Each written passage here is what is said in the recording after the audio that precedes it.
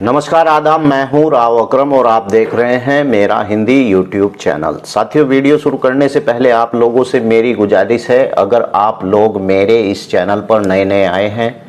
तो कृपया चैनल को सब्सक्राइब कर लें और बेल आइकन की घंटी को दबाना ना भूलें, क्योंकि मेरी हर एक वीडियो का नोटिफिकेशन आपको मिलता रहेगा। अगर इस वीडियो की बाबत आप लोगों को मुझसे कोई जानकारी राब्ता करना है तो कृपया डिस्क्रिप्शन में मेरा मोबाइल नंबर है, वही व्यक्ति मुझे कॉल करे जिस व्यक्ति ने मेरे चैनल को सब्सक्राइब कर लिया हो और बेल आइकन की घंटी को दबा लिया हो। तो चलिए जानकारी करते हैं कि अनुसूचित जनजाति की भूमि को कौन ले सकता है, यानी जो व्यक्ति अनुसूचित जनजाति के हैं उनकी भूमि को लेना कैसा है और ऐसी व्यक्ति की भूमि को कैसे लिया जा सकता है, बात करेंगे इस वीडियो के अंदर। वीडियो शुरू करते हैं। वैसे आपको एक बात बताता हूं कि SC/ST की भूमि की ऐसा है लेना जैसे कि किसी जिंदा सांप को गले में गिरने का मतलब होता है। वैसे तो कानून इस चीज को मना करता है कि SC/ST भूमि अपनी ना बेच पाए, लेकिन कानून के प्रावधानों के अंतर्गत कुछ ऐसे नियम भी हैं कि मजबूरी हो जाती है SC/ST के व्यक्ति को भूमि बेचने के लिए।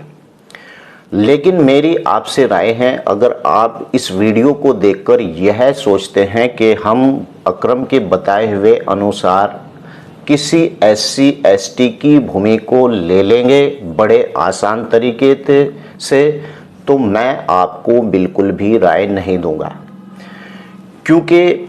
मैं इस वीडियो के अंदर आपको केवल इतना बता रहा हूं कि किस प्रकार से आप अनुसूचित जनजाति के व्यक्ति की भूमि को खरीद सकते हैं और किन नियम के अनुसार आप उसे खरीद सकते हैं। तो चलिए आपको मैं बताता हूं। सबसे पहले समझने की बात यह है कि नियम और प्रावधानों के अंदर धारा 157 के अनुसूचित जनजाति के व्यक्ति को इस बात का प्रतिबंध लगाती है कि वह अगर अनुसूचित जनजाति का व्यक्ति है तो अपनी ही जाति को भूमि बेच सकता है और उसे भूमि को विरासत में भी दे सकता है, यानी अपनी ही जाति के व्यक्ति को, और उस भूमि को यानी विरासत भी दर्ज हो सकती है और उस भूमि को दान भी किया जा सकता है अपने ही समाज के व्यक्ति को, यानी कि किसी गैर SC/ST को गैर जो SC/ST के अलावा जाति हैं, भिन्न जाति हैं, उन्हें वह जमीन ना तो खरीद सकता है अनुसूचित जनजाति की जमीन कोई सामान्य OBC वर्ग का व्यक्ति, और ना ही इस धारा 157 के इस बात का जो प्रतिबंध लगाती है वह यही लगाती है कि SC की भूमि को केवल SC ही खरीद सकता है। साथियों, अगर आपको SC की भूमि लेने का विचार बन रहा है तो सबसे पहले मेरी राय यह है कि आप इन बातों का ध्यान रखेंगे, क्योंकि अगर सामान्य वर्ग का SC/ST की भूमि को लेता है तो सामान्य वर्ग के व्यक्ति को पहले वह SC जिसकी वह भूमि खरीद रहा है, पहले वह SC दूसरे SC के यहाँ पर बैनामा करेगा, लेकिन जिस व्यक्ति को वह SC बैनामा करता है उसके पास यानी 18 बीघा जमीन से कम नहीं होनी चाहिए। अलग अलग राज्यों में इसके अलग अलग प्रावधान भी हैं, कहीं 18 बीघे तो कहीं 20 बीघे के लगभग है, लेकिन अधिकतर राज्यों में 18 या 20 बीघे से उस व्यक्ति यानी जो अनुसूचित जनजाति का व्यक्ति भूमि ले रहा है,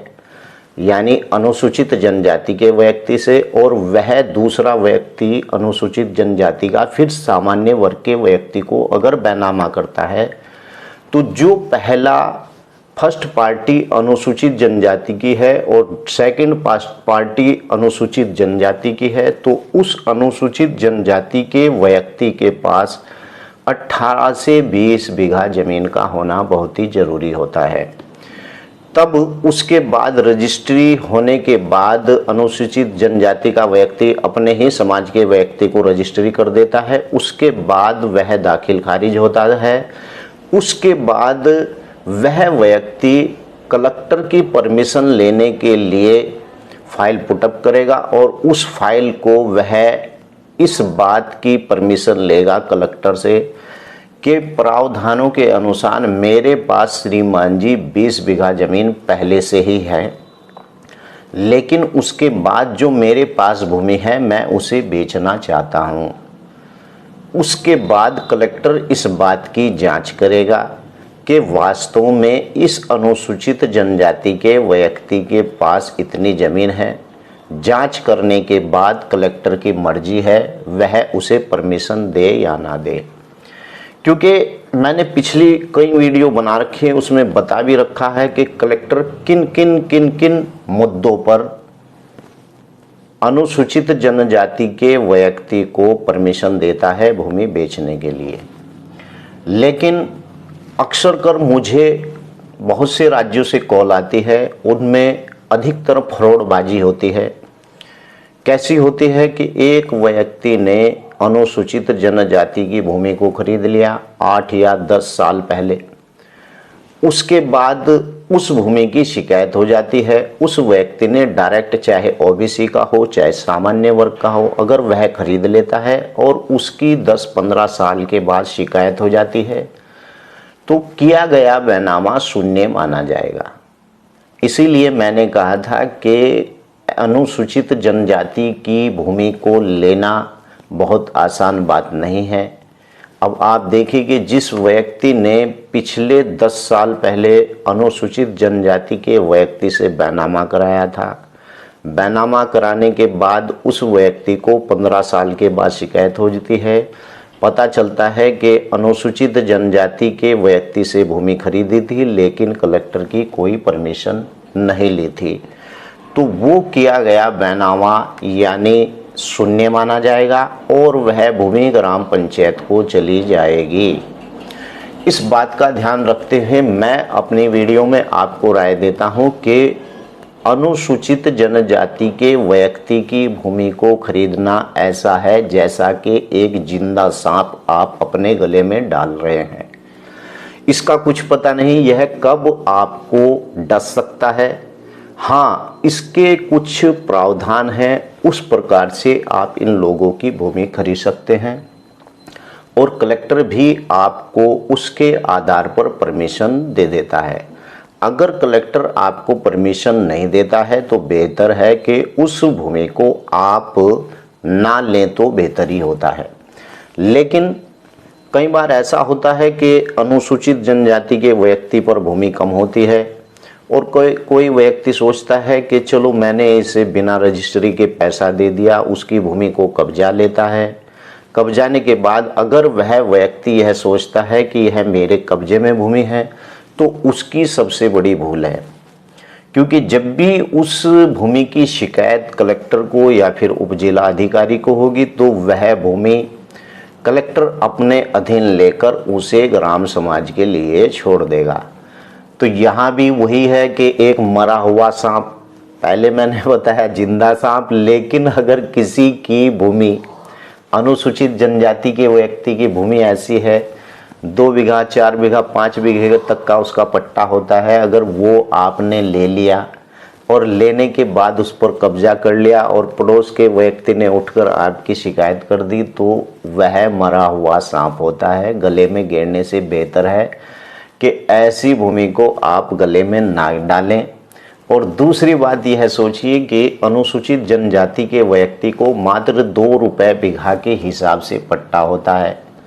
आप उस भूमि को 2-3 लाख रुपए बीघा के हिसाब से खरीदते हैं, फिर भी उसके पास उसकी कोई गारंटी नहीं होती कि वह भूमि आपके पास रहे। क्योंकि जब भी आपके यहाँ पर चकबंदी आएगी तो भले ही आपका उस भूमि पर अनुसूचित जनजाति के कब्जा है, वह भूमि वास्तव में जो आपकी चकबंदी विभाग है उसके आकलन में रहती है। उस भूमि को वह वहाँ से उठाकर पट्टा निरस्त कर कहीं और भी डाल सकता है। हाँ, धारा 131 ख के आधार पर अगर किसी अनुसूचित जनजाति के व्यक्ति को पट्टे का मालिकाना हक मिल जाता है तो फिर जो चकबंदी होती है उसे इस बात का पूरा अधिकार नहीं होता है कि वह उस अनुसूचित जनजाति के व्यक्ति की भूमि को कहीं भी उठा के डाल दे, क्योंकि धारा 131 ख के आधार पर अनुसूचित व्यक्ति जो अनुसूचित जनजाति का व्यक्ति है, अगर श्रेणी 1 क में कन्वर्ट हो जाता है तो फिर भी वह 10 साल तक अपनी भूमि को नहीं बेच सकता है। अगर बेचता है तो उसके लिए उसे कई कंडीशन कलेक्टर के यहाँ दाखिल करनी होगी। या तो वह व्यक्ति उस गांव को छोड़ चुका है, या फिर उस व्यक्ति के यहाँ किसी प्रकार की यानी कोई भी इस प्रकार का व्यक्ति नहीं है कि उसके मरने के पश्चात वह भूमि उसकी हो जाए। यहाँ तक कि अगर वह व्यक्ति बीमार है और खेती करने में असक्षम है, इस प्रकार के व्यक्ति को ही कलेक्टर परमिशन दे सकता है, अन्यथा अनुसूचित जनजाति के व्यक्ति की भूमि को कभी भी कलेक्टर इतनी जल्दी परमिशन नहीं देता है। आखिर YouTube पर बहुत से लोग बता रहे हैं कि तुरंत मिल जाती है, तुरंत मिल जाती है। मैंने भी अभी पीछे एक परमिशन ली थी, लेकिन उसमें बहुत ही समय लगा, 2-2.5 साल के लगभग उसमें हुए थे। बात यही है कि अगर आपके आसपास में ऐसी भूमि है तो अगर आप रिस्क लेना चाहते हैं तो सबसे पहले आपको इन नियम कानून का पता होना चाहिए। मैंने बहुत सी ऐसी वीडियो इस चैनल के अंदर बना रखी है जिसमें सारे नियम कानून मैंने बता रखे हैं, किस प्रकार से आप अनुसूचित जनजाति के व्यक्ति की भूमि को ले सकते हैं। अगर फिर भी आप मुझसे कोई जानकारी लेना चाहते हैं इस वीडियो की बाबत तो डिस्क्रिप्शन में मैंने अपना मोबाइल नंबर भी छोड़ रखा है, और वही व्यक्ति मुझे कॉल भी करे जिस व्यक्ति ने मेरे चैनल को सब्सक्राइब कर लिया है और बेल आइकन की घंटी को दबा लिया है। साथियों, ये थी आज की वीडियो, अनुसूचित जनजाति के व्यक्ति की भूमि को कैसे खरीदा जाता है। इस प्रकार से आप अनुसूचित जनजाति के व्यक्ति की भूमि को खरीद सकते हैं, और इस प्रकार की भूमियों को खरीदने के लिए आपको नियम और कानून का पता होना भी बहुत ही ज़रूरी होता है। तो चलिए अगली वीडियो में फिर हाजिर होता हूँ। जय हिंद, जय भारत, खुदा हाफिज।